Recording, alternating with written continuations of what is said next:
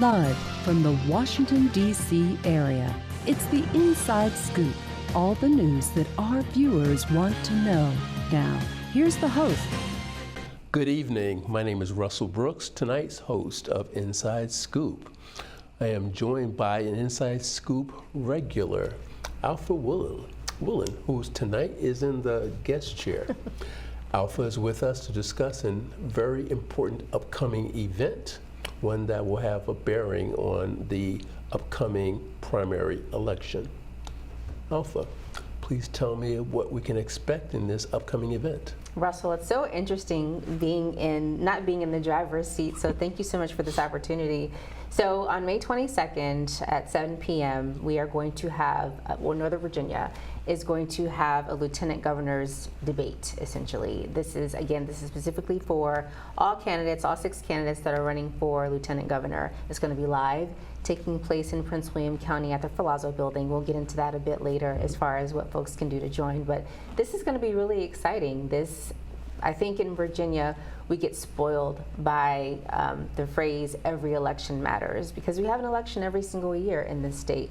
But this particular election is very consequential, considering how our region is reacting and being affected by policy coming out of 1600 Pennsylvania Avenue. Who is sponsoring this debate? Great question. This debate is being sponsored by the Northern Virginia Democratic Black Caucus, which is essentially a coalition of black caucuses, and that includes Fairfax County Black Caucus, Loudoun County, Arlington, Fairfax, and Prince William. Excellent. Sounds like a very impressive group. Mm-hmm. Is this the first debate this group has sponsored? It is, which also makes this event so important. This is the first time that these particular black caucuses are getting together and hosting this event in conjunction with WJLA. It's going to be televised on WJLA Channel 8 and their affiliate stations, as well as live streamed on their platforms. Excellent. I think everyone should take advantage of this opportunity to hear from these candidates. Absolutely. What candidates are participating? Great question. So let's get into it. All of my friends know, because I live in Virginia and I love policy, debate season is like my March Madness. So I really get into it. So there are 6 candidates. Let's see if I can name them all without looking at my cheat sheet here. Okay, I'm going to test you. Okay, so we have Alex Bastani, Senator Ghazala Hashmi, we have Chair Barbara Lateef, we have Victor Salgado, Senator Aaron Rouse, and former Mayor LeVar Stoney. Excellent, you passed the test. Okay, wonderful. Can you tell me a little bit about these candidates? Sure. Maybe start with those top 3. Absolutely. So let's get into Alex Bastani. He's actually a T.C. Williams, or formerly known as T.C. Williams, currently Alexandria City High School. He's a graduate from there, so he's a local essentially. He's a 30-year member of the Virginia Bar. He graduated from George Mason University School of Law, so he is a local. Some things that are interesting about, a couple of things that make Alex stand out is that he calls himself, he's a union person. He is a voice for the people, a voice for the worker. And I found it interesting, on his website, he actually says that he's running because the leaders who let Donald Trump take the White House and Glenn Youngkin stroll into the governor's mansion have lost the plot, and they can't be trusted with our future. So he seems kind of anti-establishment or anti-democratic establishment. Wow, is he against the Republicans or the Democrats? I think he wants to be a new face for Democrats. I think he wants to give folks a fresh face or a fresh option for those folks that say, hey, I'm looking at the ballot and it seems like it's the same wash, rinse, repeat, but just a different face. And there are several Democrats that are disenchanted by the Democratic Party because of the previous cycle, and they don't want that again. So I think Alex is riding that wave. Interesting. All right. Yeah. Next candidate. Sure. So let's see, Senator Ghazala Hashmi. So she's the only woman. She's the only woman candidate who's running for lieutenant governor. She is currently living in Richmond. She's an educator by profession. She was an educator for the university. She was a visiting professor, for the University of Richmond and the J. Sargent Reynolds Community College. But she's also a seasoned legislator. She is currently serving, well, she's a senator for Virginia's 15th district, but she served previously, she was first elected to Virginia's 10th district. And she's also the first Muslim elected to Virginia Senate. And if I remember correctly, she was really motivated to get into politics by some of the things that occurred maybe during Trump's first term. Right, right. And I think she was encouraged by her students as well. Yes, they were. Again, from what I read, yes, Yeah. that is correct. Absolutely. So I think she's got the younger generation kind of rooting for her. So she's got that to her advantage. Wow. So Bastani is going for the union label type candidate. And we have Senator Hashimi, who is really going to hopefully attract the youth support. I think so. I think just from my observations, she's also going for the women's vote. She's very vocal about rights to contraception and reproductive rights for women. It's interesting. She recently posted on her Instagram this video snippet. She was at a debate or a forum, essentially. It wasn't debate. This is going to be, that's something else too. This is going to be the first actual debate where each candidate is going to be given a question and 60 seconds to answer the question. Previously, there have been forums. But so she was in a forum, and candidate Barbara Lateef stood up and he said, "I'm the only one on this platform that has delivered babies." And so Hashmi goes, excuse me. She's actually physically done that because she's a mom of 2. So that was pretty interesting. You might want to rephrase the next time. Yeah, you might want to think about that one. So I think that's something that with her being the only woman, she is an educator and she's very vocal about women's rights, which is very important to Virginians, men and women. That's on the chopping block. She actually published a memo where she spoke against Governor Youngkin vetoing a right to contraception bill that came out of the General Assembly. So. How did the governor explain his opposition to the right to contraceptives? That's a great question. I have to be honest with you. I didn't even dig into it because there's no logic behind it. I think if you care about women, if you care about health, then you have to care about reproductive health and access to contraception for women. Research shows that if you take care of a woman's health, if you make sure that a woman has the right to or has the option to give birth in a healthy environment, then the economy gets better, then the family gets better, the community gets better. But in countries and cultures and societies where women are not given access to that, then the economy suffers, education suffers, the community suffers, the family suffers. All great points. Well, Absolutely. I hope Senator Hashmi has the opportunity in the debate to flesh that out maybe a little bit more. I think she will. Excellent. So I don't want to leave out Barbara Lateef. Yes, Barbara Lateef. So he's the Prince William County darling, and those are my words. So he's the current, he's been the chair of Prince William County School Board, I think since 2018. Currently living in Prince William County, he's also an eye surgeon and physician. This is information that I'm getting straight from his website. Sure. And it seems like his platform is on strong leadership. And I'm sure that is influenced by, again, he's another seasoned elected official, and he understands the importance of leadership. He understands the importance of getting the trust of voters and your community. So I think that's one thing that makes Barbara Lateef stand out, his footprint or fingerprint in Prince William County, specifically on the school board. I tell people often that in Virginia, if you're a Democrat, there are 3 regions that you have to win. You have to win Northern Virginia, you have to win Richmond, and you have to do well or win the Tidewater area. Yeah. So I think with him being from Prince William County, with it being, I think the second largest, no, I think Fairfax County is the largest, and I think there's a tie between Prince William and Loudoun, or I'm forgetting which one is second and third. But with him having roots in Prince William County, I think the other 5 candidates are going to have a fight in their hands. Well, I think you are likely to be correct because he is the only Northern Virginia candidate. And being that this area is rich in votes, some would say also rich in the campaign finances necessary to mount a successful effort he might have somewhat of an advantage. Yes, and I think the other candidates, if they're smart, which they are, I've done my background. This is going to be a hard race for folks to choose between, but that's the importance of showing up to this debate and really listening to how folks answer questions. I think if the other candidates understand that, then they're going to do their research. They're going to look at their opponents and see where they're strong, and then be able to answer the question in the audience, why is your ice colder than everybody else's?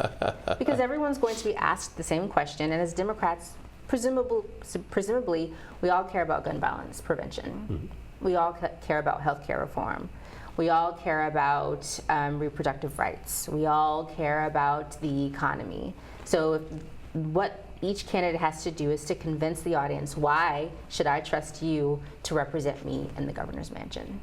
Now, because this debate is sponsored by this coalition of black caucuses, are the questions maybe going to be a bit different because of the fact that I would assume they want to ensure that issues of primary concern to the African American community are asked and answered by these candidates. Absolutely. I once heard someone say that when America has a cold, black people have the flu.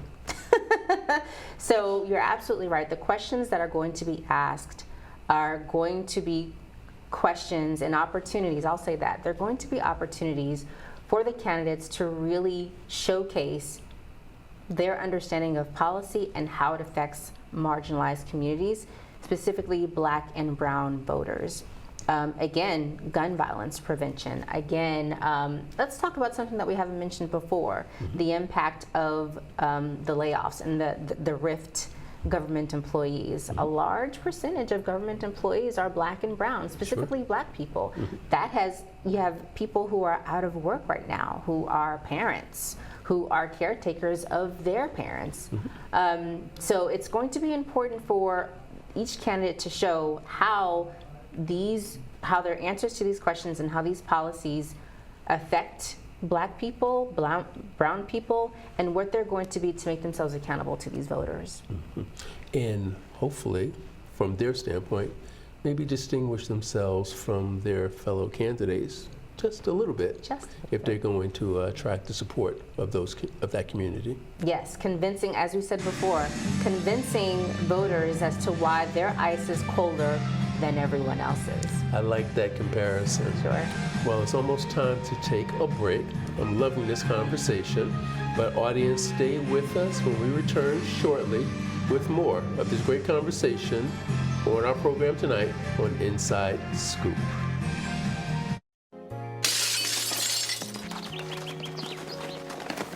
Nice going, Spencer! I can't believe we broke Old Man Hennessy's window. Correction, dude.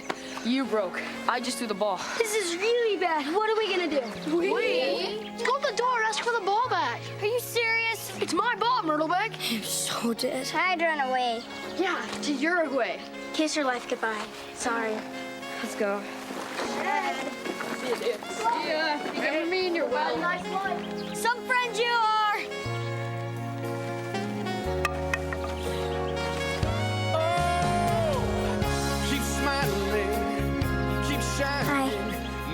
Hi.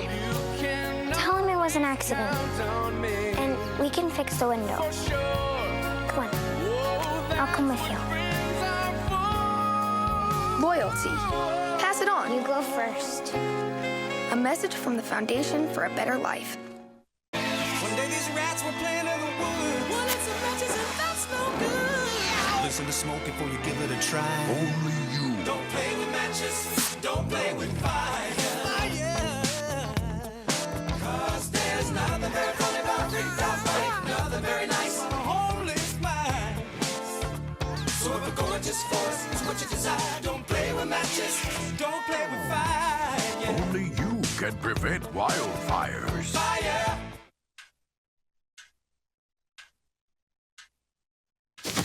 Awkward. I'm the awkward silence. You try to avoid me, then there I am again. But an awkward silence can be a great thing. Like Kelly here is about to demonstrate.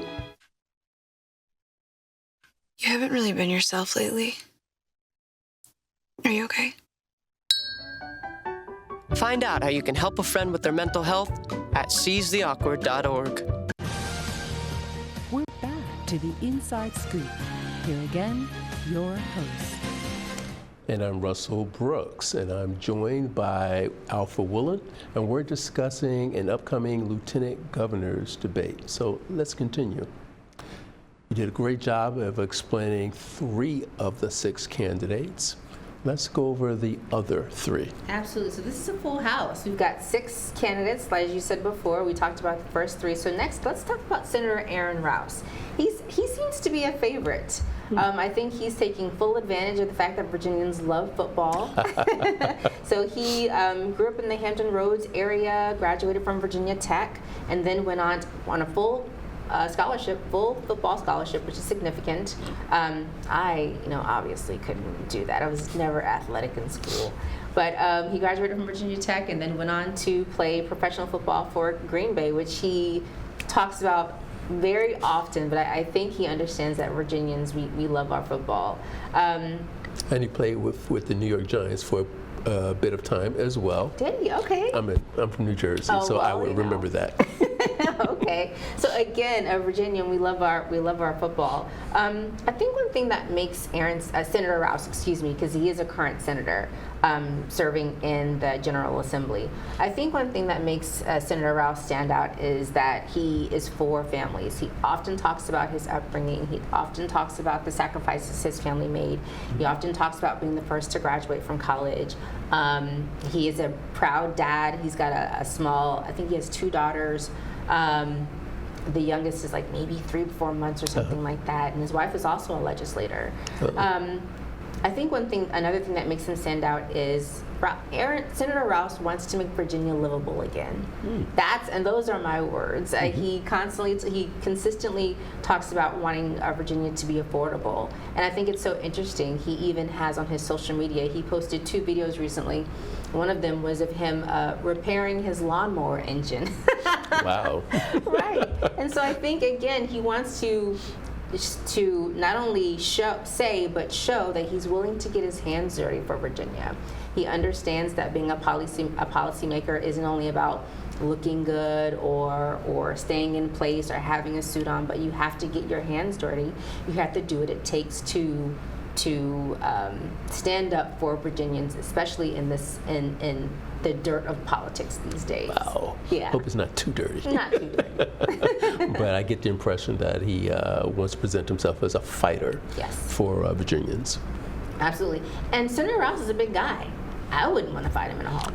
Ex-football player. I think I keep my distance as well. Yeah, agreed. But I've met him before. He is super friendly, very approachable. Again, just wanting to be the face of Virginians, but also show, hey, I'm on your side. You want me to face your opponents, Virginia. Excellent. That gets us to Victor Salgado. Victor Salgado, yes. So this is the lawyer of the group. So we have 2 legislators, that we've talked about so far. We've got 1 more. So we had Senator Hashmi, Senator Rouse, then we have Alex Bassani, who's another fresh face, and then we talked about Barbara Lateef, who's a chair, another elected official. But Victor Salgado is another fresh face. He is an attorney. He served this is again from his website, he served as a federal prosecutor in the U.S. Department of Justice. So he is on the other side of policy. I tell people that there are lawyers that they're policymakers that make the laws, and then lawyers have to implement it. So he's on the other side, and now he's going to come he wants to come to the other side of the fence. Okay. But what's his background in Virginia? So I couldn't find a lot. He is, again, he's an attorney. He's a fresh face. And I did find something that's very interesting. So in addition to his platforms that are commonplace to the other candidates, he talks about platforms of labor and housing and gun violence prevention. But something that sticks out, he's the only candidate from what I can see so far that specifically names campaign finance reform as a platform, which is really important because we've seen the impact of political action committees and super PACs on our elections. Absolutely. And people are tired of that. People are tired of having big money affect elections, and he cares about that. No, that's an excellent point. We often hear about the impact of unrestricted campaign finance Yes. On the federal level, but as I understand it, it has been and maybe continues to be a major source of concern here on the state level in Virginia. Yes. And so maybe it's a little refreshing to hear that one of the major candidates is really concerned about that issue. Absolutely, that can majorly affect the names that we see on our ballots. I once heard someone say that when it comes to campaign finance reform, Virginia's the wild, wild west. Yes. Anything goes. So as you mentioned, it's refreshing to hear or to see that someone actually cares about that as a policy position, as one of the candidates for lieutenant governor. Excellent. That gets us to LeVar Stoney. That does get us to LeVar Stoney, another darling, essentially. So he's the former mayor of Richmond. He served as mayor from 2017 to 2025. He's actually something that I did not know. He was born in Long Island. Oh, wow. Another Northeasterner like Northeasterner. Wow. Yeah. There must be something that draws us to Virginia, though. Exactly. So he came to Virginia when he was 7. And he's another one that him and Senator Rouse seem to have the same kind of story of coming up on the rough side of the mountain, essentially, or having it rough, but pulling themselves up by their bootstraps, which is a controversial saying within our community, because some people don't even have straps for boots at all. But he's another person that says, like, hey, if you work yourself up to where you want to be, you can absolutely make it. But he didn't stop there. He wants to reach back and help other folks like him. He wants to create opportunities for other Virginians, that whether they're black, white, male, woman, no matter how they identify. He wants to make sure that Virginia is accessible. Because of people investing in him, investing in his community, he's been able to rise up to where he is. And something else that when I did some research, so again, he's originally from Long Island, moved to Virginia when he was 7, into the Hampton Roads area. He also served as Secretary of the Commonwealth. He was the first black Secretary of the Commonwealth. I didn't know that. Interesting. Yeah. So he's a history maker. So I think there's a couple of things in his favor. He's also done work with former Governor Terry McAuliffe. He's been in key spaces around key Virginia names. I think one of those was he the executive director of the Democratic Party here? I believe he in was. Virginia? Yes. So he sort of checked all the boxes. He checks the boxes. And so as we said before, if you're a Democrat in Virginia and you want to win a statewide seat, like Attorney General or Governor or Lieutenant Governor, there are 3 regions that you have to win, and that's Northern Virginia, Richmond, which he was the former mayor of Richmond. He's done some great work there, as well as the Hampton Roads area. He's got some competition in the Hampton Roads area because of Senator Rouse. But he's got roots there. So this is going to be a really, really interesting race. One more point about former Mayor Stoney. Sure. While he was the mayor, if I remember correctly, he was involved in the removal of some of the Confederate statues or monuments, statues in his city. And being Richmond, being the capital of the Confederacy, I can imagine that was quite controversial at that time. Sure, I'm sure he ruffled some feathers, but I think he saw the greater good. I think he saw this as an opportunity to show that, again, back to his messaging of wanting to make sure that Virginia is accessible, that Virginia is a place where everyone, no matter what you look like, no matter what your background is, should feel welcomed, should have access to opportunities. And if you're someone in Richmond and you walk past a statue of a Confederate soldier or a Confederate general, and you know that these people, or this person, fought against your rights, especially in today's current climate, where Black history is being erased or whitewashed, when you have executive orders coming out of the White House to dismantle the National Museum of African American Culture and History, such blatant acts. I think for folks to be able to look back at people like LeVar Stoney and to see that they put in the work to make sure, like, no, this is not going to stand, this is wrong, and we are going to stand on the right side of history. That's something that he has to his advantage. Well said.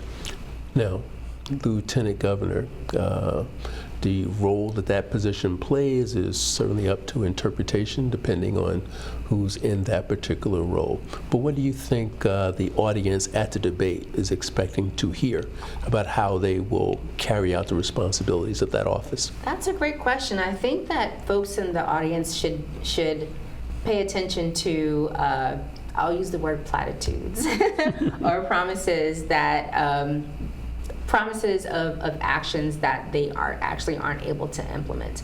Don't get me wrong. As a lieutenant governor, it's not the same as the vice president, whereas the vice president mainly comes into play if something happens to the president. But the lieutenant governor of Virginia actually has a role. They are the tie-breaking vote in the General Assembly in the Senate, and they actually represent the states on a number of statewide boards and commissions. So they do have a role. I think they should pay attention to candidates that that care about the demographics of Virginia. Virginia has different shades. We're blue in some areas, purple in some areas, red in some areas, but those red votes still deserve representation. They should be listening for that. How can they best represent constituents in the State House as their lieutenant governor? How can they make sure that policies that are put forth represent all Virginians? Those are answers that they should be paying attention to. Okay. We're a little less than 2 minutes remaining. Okay. I want to give you the opportunity to fill in details about, again, how do people register to attend this debate? I think a lot of people would like to be in that audience, so what should they do? Absolutely. So seating is limited. It's going to be in the Palazzo building. In order to register, they can go to Eventbrite and just type in Virginia Lieutenant Governor Debate. That's it. It'll pop right up. They will see a flyer with all 6 candidates. They'll just put in their name and their email address and their address. It's very important to note 2 things. IDs are going to be checked. We want to make sure everyone is safe and accountable. Also, though we go live at 7 p.m., the doors are going to shut at 6:50. Doors open at 5:20. So come early, get your seat. Doors close at 6:50, and we go live at 7 o'clock. So if you come at 6:51, you will have to wait until the first commercial break and then be seated in the back. I promise I'm going to be there early. Please do. No, go ahead. So we want to fill the room. We want to let these candidates know that we appreciate all the work that they're doing to make sure that they have the opportunity to show themselves worthy of being Virginia's lieutenant governor. Excellent. Well, Alpha, thank you for coming on tonight and sitting on that side. Sure. I really appreciate your appearance, and we'll have to have you come back again. Please Not do. as a host, but maybe as the guest sometimes. Okay, sounds good. But you did a fantastic job. You were very, very informative. Thank you. So for the audience, stay tuned for more Inside Scoop when we have another special guest joining us. So, I just moved in with his family, and it's embarrassing. The little one, he likes to go outside and crawl around in the giant litter box. I don't know what he's doing. I mean, I was born and I knew how to use the litter box. Look at that! That's disgusting! Oh, poop already! You're making me nervous. Oh, okay, I can't look at this anymore. I really hope he grows out of this, for his sake. So how was work? It was 1,300 hours. My math class from 302 was in the trenches. Davy Roth had it the worst. Fractions were coming at him left and right. He just didn't get the damn things. 2 days ago, I tried to teach him what 1/4 of 1/2 was using different sizes of blocks. Yesterday, I tried again by dividing up pizza. Both missions failed. Oh, no. But today, I was ready. I created a combat math game where the only way to beat the enemy is to out-fraction them. Davy conquered every last denominator. My game was so successful, the principal is deploying it to math squadrons all over the school. Anywho, how was your day? Oh, today my boss treated the office to salad wraps. Salad wraps. I know. 150 over 90. 180 over 111. 160 over 110. I had a stroke. This is what high blood pressure looks like. You might not feel its symptoms, but the results from a stroke are far from invisible or silent. If you've come off your treatment plan, get back on it, or talk with your doctor to create an exercise, diet, and medication plan that works for you. Go to loweryourhbp.org. If I would have followed a treatment plan, I would not be in this situation. We're back to the Inside Scoop. Here again, your host. Russell Brooks, tonight's host for Inside Scoop, and I'm joined by Delegate Marcus Simon. Sir, thank you for joining us here tonight. Yeah, Russell, it's a pleasure to be with you. And like your last guest, I'm sometimes a host on your side. I kind of like you better on this side. I don't have to pay attention to all the timing and all the details. I can just talk and answer questions, let you be in charge of making us all look good and sound smart. Well, thank you for that. You're very, very kind. But as a delegate, I think the first thing I'd like you to do is just describe the recent legislative session. Sure. So it was an interesting session. It was sort of a mixed bag. I think Democrats are in control of the House and the Senate by very narrow margins. So we have a 51-49 majority in the House and a 21-19 majority in the Senate, but we have a Republican governor, right? So we passed a lot of great legislation. Not all of it got signed into law, but a lot of it did. So it was an important session, I think. I know you guys were talking about the lieutenant governor's race that's coming up. It's a general election year, and the whole House will be up for re-election. And I think a lot of what we did was sort of develop some contrasts, right, and let people know what's at stake in this election. So, we passed a bunch of bills on gun violence prevention that we knew the governor would likely veto, but we thought it was important to put it out there to voters so they could see, what a Democratic legislature with a Democratic governor would look like. And so, we passed a bill to ban ghost guns. We passed an assault weapons ban. We passed bans to require safe storage of firearms in the home and in cars and places like that, all of which the governor, vetoed. We passed a bill to hold the firearms industry accountable for the misuse of firearms and for dangerous marketing of firearms and things like that. Governor vetoed those bills.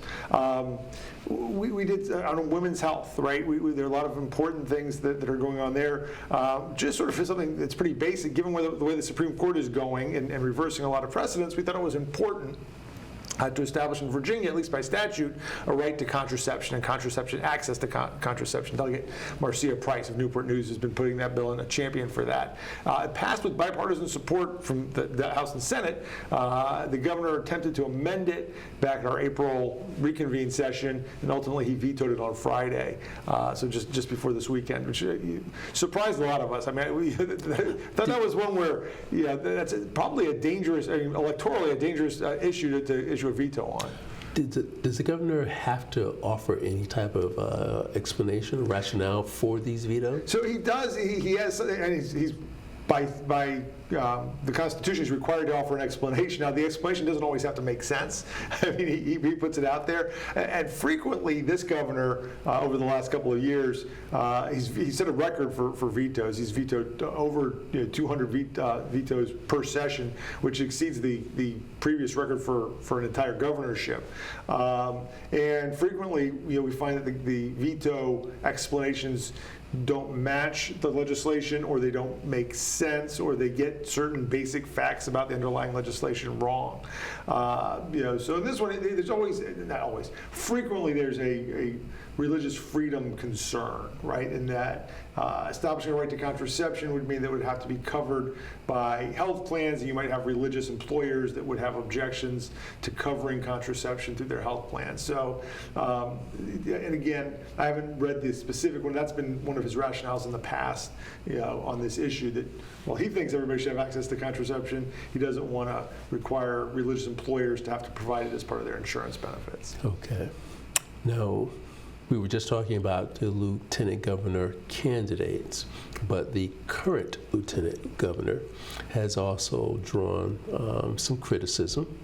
There was one of the bills that was passed had to deal with marriage equality, preventing discrimination against people. And Winston Sears, as I understand it, Winston Earl Sears, I guess I should say, wrote a little note expressing her disapproval of that particular bill. Could you offer us a little more insight into what took place? Sure. So actually, interestingly enough, this was a bill from last session. Of course, not surprising that it's kind of somebody FOIA'd it, somebody heard about it and issued a FOIA for the actual copy of the bill that she signed, which brought this to light, because we've been having a lot of discussion. As if you follow Richmond politics, there's a lot of discussion on the Republican side in the lieutenant governor's race. They've nominated their first openly gay candidate for lieutenant governor. Governor Youngkin asked him to step aside. His contention is that allegedly over perhaps some photos coming out and some sexually explicit information that was found online. John Reed, lieutenant governor candidate on the Republican side, says this isn't really about that. It's about the fact that you have an openly gay candidate running for lieutenant governor. And as evidence, so this sort of, I guess, brought the issue of all the candidates' attitude towards homosexuality, gay marriage, and so forth more to the fore. And so someone got a tip to go ahead and do a FOIA request for the veto message. And so, you wanted a little bit of background. I'm going to give you a lot, but be careful what you ask me. The lieutenant governor was having a hard time 2 years ago in particular, was because we had a Democratic control now of both House and Senate, with the role that she has of signing bills, right? She has it's sort of like Mike Pence having to certify the election results. Yes. It's a ministerial act. Right. All you're saying is, yes, it received the requisite number of votes from the House and the Senate to become law, and so the lieutenant governor signs it. Well, she got this bill that Rosia Henson had put in 2 years ago that codified same-sex marriage, says that it's legal in the Commonwealth of Virginia, and that local officials can't discriminate against people, and they have to sign marriage licenses and so forth. The governor expressed some approval of it, but Earl Sears, when it got to her desk, said, well, I don't want to sign it. I'm not going to do it. I don't believe in it. And I think finally somebody explained to her, no, it's not an optional thing. You don't get like a mini veto as lieutenant governor where you just don't sign the bills that pass. You've got to sign it. She said, well, if I'm going to sign it, I need to add some sort of an explanation. And so that's what she scrawled out in her own handwriting. While I disapprove of this bill and find it sort of morally reprehensible, nevertheless, I'm told that I must sign it, and so here's my signature. And so that's what she did. But it is interesting, and it's sort of revealing about the attitude that she has about these issues, and that Republicans will say, look, we nominated an openly gay candidate for lieutenant governor. Be careful, because that it's sort of frankly, it sort of happened by default. Right. And if elected governor, we've seen, and we have written evidence of how Earl Sears feels about same-sex marriage. And so if you want to count on the governor to enforce those laws and protect the law of the land, she may not be your candidate. Understood. Another instance of maybe some lack of sensitivity has been basically the approach by both the governor and the lieutenant governor to the layoff of federal employees. What we've read and heard from them seemingly is a total endorsement of the Trump administration's actions in laying so many of these workers off. And of course, that has had a tremendously negative effect up here in Northern Virginia, and of course in other parts of the state as well, but especially here in Northern Virginia. Are you outraged by these comments? That's a great leading question. I mean, it's a really important issue, and it does demonstrate it's certainly an insensitivity to the really significant impact it's having on so many lives here in Virginia, and people who've dedicated their lives to service, right? And it's interesting. There's sort of an attitude that's reflected there, and it's among national Republicans, and it seems to be being embraced by folks at the state level, that federal employees are simply people that couldn't cut it in the private sector, right? Because they sort of project their own values. And where the most important thing that you have is making as much money as you can, as fast as you can't imagine that other people might have some other approach to the world and to life. And so they don't really sort of get that folks say, oh, I could go make a lot of money, but I want to give back to my country. I want to serve my country, my community, my state, and I want to do it through public service. So you see that sort of reflected in their insensitivity to the damage that the Trump administration is causing.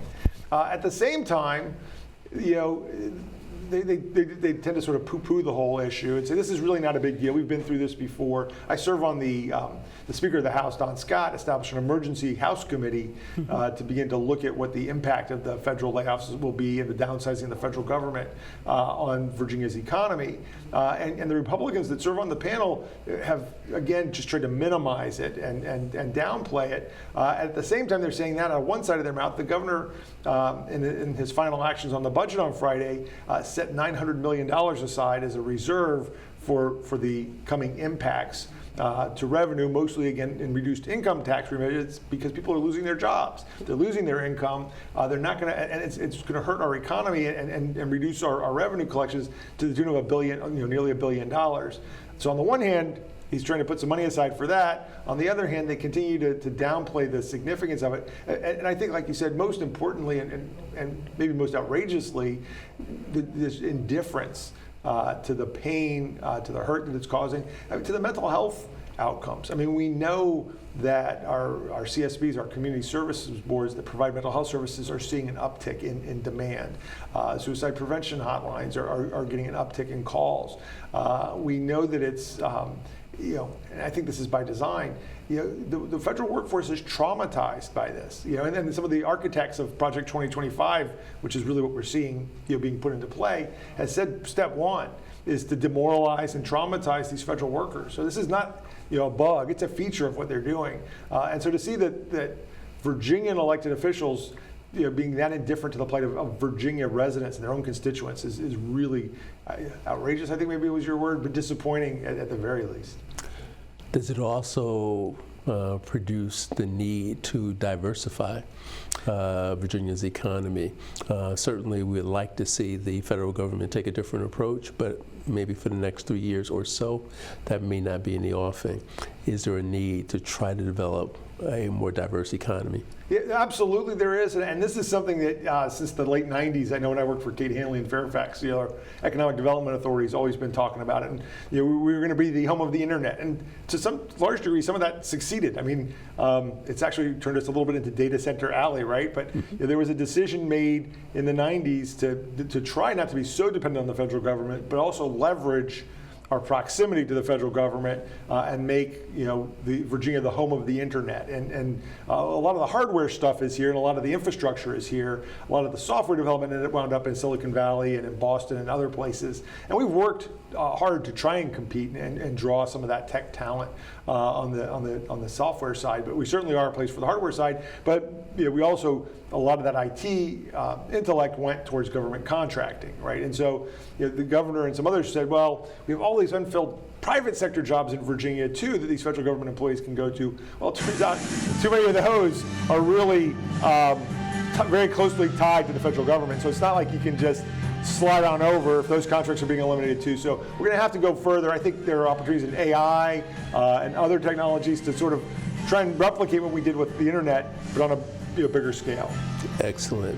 Well, we're going to continue, but we have to take a break now. We'll be right back with more Inside Stuff. Hi. Hoping for a crisp breeze to help keep you alert. Oh, he took a sip of water too. That'll probably help. You were probably going to turn down the radio too, so you could focus, right? Probably okay isn't okay. Right? If you see a warning sign, stop and call a cab, a car, or a friend. I think the water line is what really drove it home. I blew on him.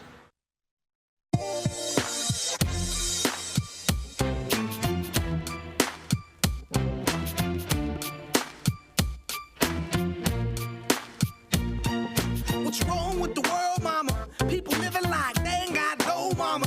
I think the whole world's addicted to the drama, only attracted to things that'll bring the trauma.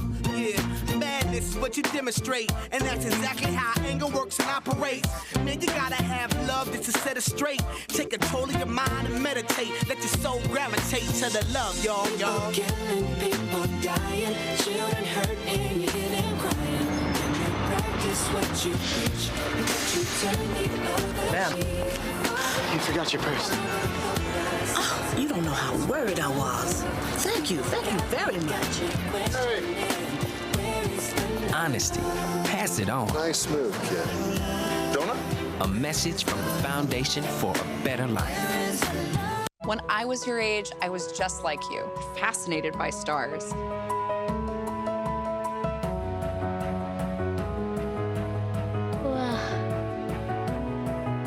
But now I get to search for life in the universe.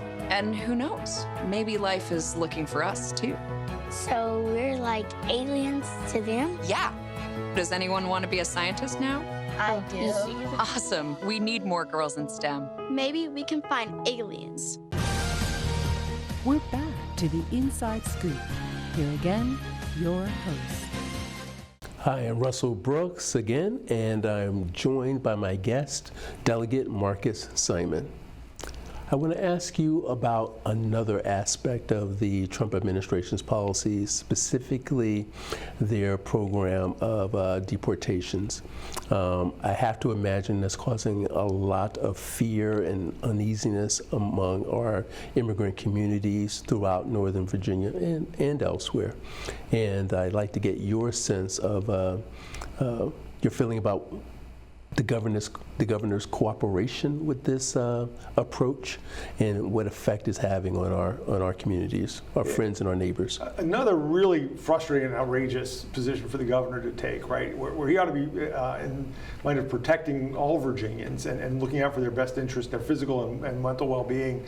And instead, he's trying to score political points and stay on Trump's good side by, initially in his budget, he wanted to defund police departments that didn't cooperate sufficiently with immigration and customs enforcement. And these days we know what cooperation looks like, right? I mean, that would mean asking these sworn officers who swear an oath to uphold the Constitution to participate in the snatching up of potentially U.S. citizens or people with no deport orders, sticking them on planes and sending them to prisons overseas with no due process and no constitutional protections. So I could certainly understand, a legitimate argument for a sheriff's office or a police department to say, no, we don't want to do that. Already, though, he's requiring the Virginia State Police to cooperate and lending them bodies and manpower to do this. And we've seen the impact it's having in Virginia in our schools. We've had school teachers pull aside supervisors. I was at an event in Mason District with Andres Jimenez, who's the supervisor there, who said he went to visit a school and the principal said, these two kids won't be in school tomorrow. They literally used the word, which gave me a chill. He said they won't be here because they're going into hiding, right? In the United States of America, we have people that feel like they can't come and enjoy the services. And you have children who are U.S. citizens who are born here but don't want to go to school because it puts their parents in danger, right, of deportation. And to put that burden on children. And it's not a hypothetical, it's not something, it's happening here in Falls Church, in the Falls Church areas of Fairfax County, right here in the Mason District. And the governor ought to be doing just the opposite. He ought to be taking steps to make sure that Virginians know that they're safe, they're protected, that we will not allow and won't cooperate with unconstitutional deprivation of people's basic due process rights. The attorney for the, I'm blanking on his name, the guy who was sent, the guy from Maryland, his attorney is a Falls Church, another Mason District resident who's been Abrego Garcia. Yeah, Abrego Garcia's attorney, who's a friend and a supporter here in Mason. So it's affecting our community. It's having a chilling effect. You've got all kinds of families, and you've got folks like Saddam Salim, my state senator, who I share a lot of jurisdiction with, carrying around his U.S. passport card on his person, feeling like a state senator. He happens to be, from Bangladesh. His family was from Bangladesh. He's an American citizen, obviously, a serving state senator, and he feels like he needs to carry around proof of his carry around his papers, right? Because he's worried about having to have interactions with law enforcement. Wow. So it's a terrible time that we're living through, but we need to do what we can as state legislators and as county and local officials to protect all Virginians and keep them safe from that. Of course, for local jurisdictions that don't want to, comply with these federal rules, they run the risk of losing federal funding, and I'm sure that places a tremendous dilemma. Well, it's a dilemma to a degree. I mean, I think, my view would be, and a lot of these things are being litigated in court and won, is that no, we'll follow the law and the Constitution, right? If there are legal cooperation agreements, if there are things that we need to do on a legal basis, we'll do what's legal and constitutional and right, but that's the limit. We're not going to do things just because you tell us to.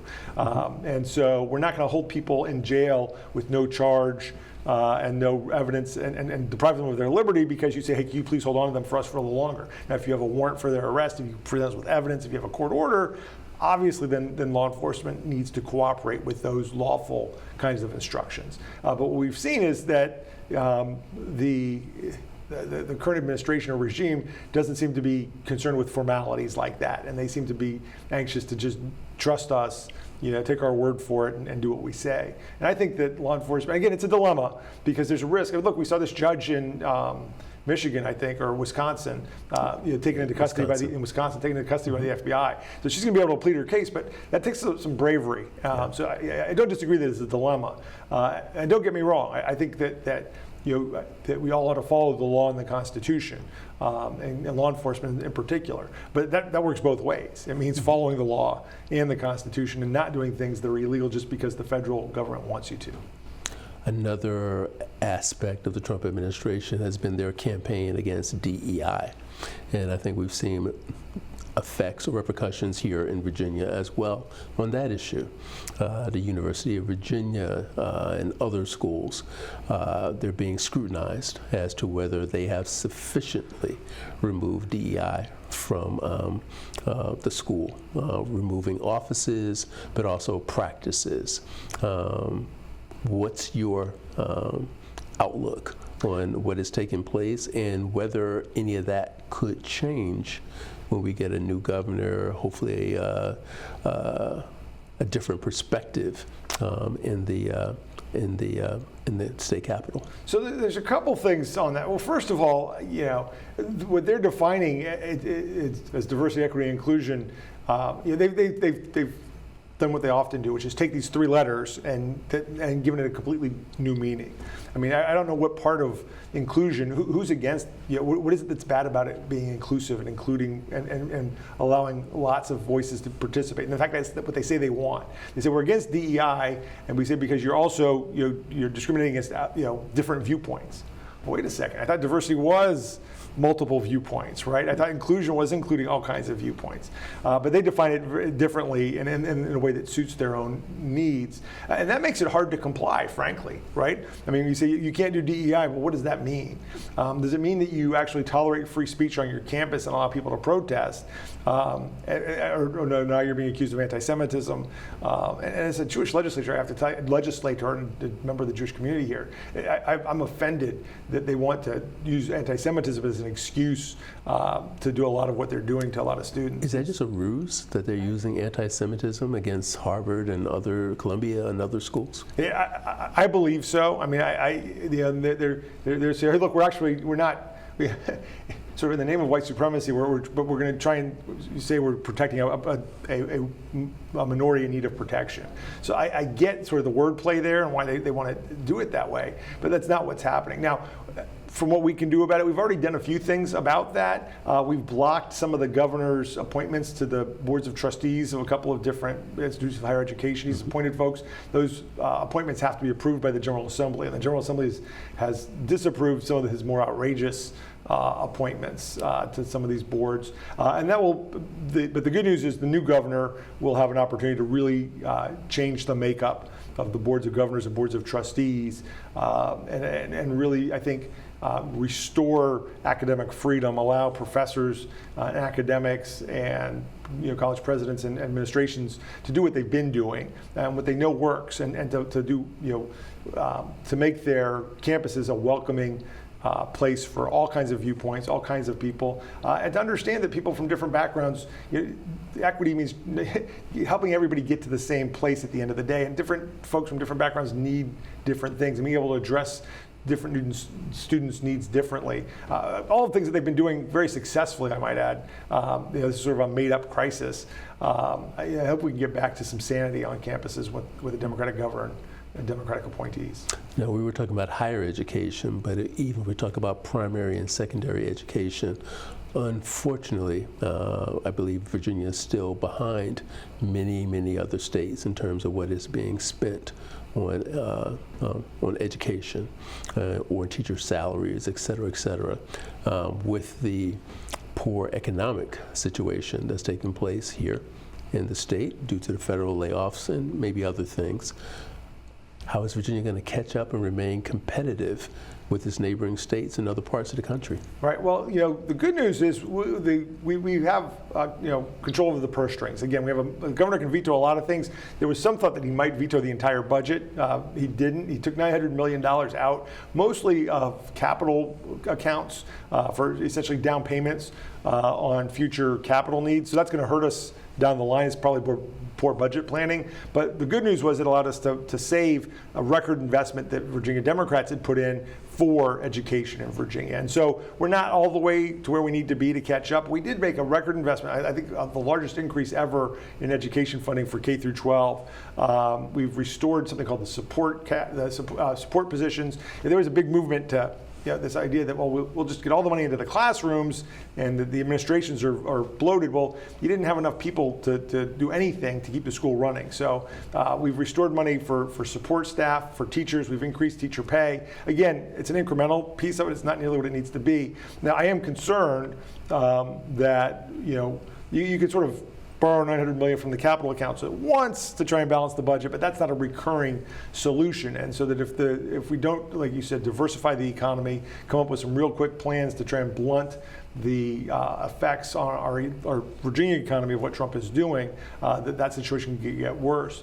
I think the Democrats are committed to not going back to the education as the place to find cuts. When Republicans controlled the legislature during the last economic downturn, that was a big pot of money, right? It was an easy place to go find the money, and we froze, education funding at 2009 levels for over a decade, and didn't allow it to keep up with inflation, and it was an easy place to cut. And frankly, Republicans didn't believe in public education anyway. So for them, okay, we can balance the budget on the backs of public education. I think that if you have Democrats, even with an economic downturn, I think with Democrats in charge of the legislature and the governor's mansion, you'll see education protected and prioritized, and we'll continue that work to get us up to the national average, get teacher pay to the national average at least, and catch up with some of our peer jurisdictions and find other places to make the cuts. We only have about a minute left, but I want to get in one more quick issue: data centers and the concern that many have who live near the data centers that the cost for energy is going up, regulations pertaining to noise and environmental protection or disclosures are not being supported or enforced. What do you say? Well, we had a number of bills that didn't make it through. We had only one really good reform bill that made it through that would have required more disclosure about the energy consumption, the water quality impact, just to have the data centers provide some information for localities and residents to know about it. The governor vetoed that bill, said we didn't want to require localities to do that. I think that it's going to take maybe taking some discretion away from localities who are in love with the revenue and have the state put some more firm standards on what we can do there. I think Democrats want to get that done. We're not as protective of the industry as the Republicans probably want us to be. Thank you, sir. That's going to have to do it for Inside Scoop. Thank you very much. I really enjoyed our conversation. My pleasure. Happy to be here.